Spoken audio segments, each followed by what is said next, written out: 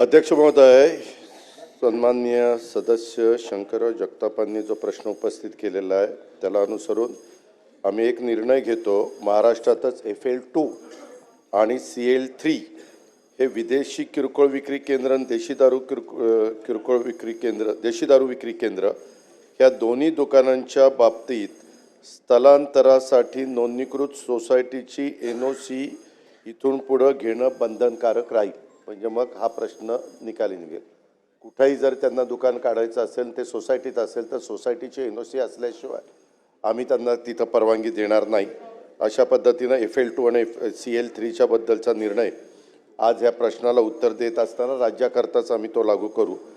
दुसरी गोष्ट अध्यक्ष महोदय, त्यांनी जे काही सांगितलेलं ही मॅटर, ही दोन्ही दुकानं आम्ही त्याच्यामध्ये सस्पेंड केलेली आहेत. पण त्याच्यातला एक जण कोर्टामध्ये गेला आहे.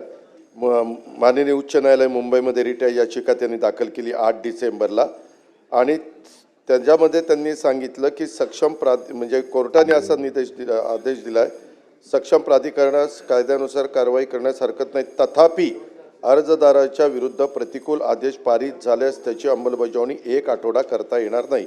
आता त्याची तारीख पुन्हा 11/12/2025ला सुनावणी आहे.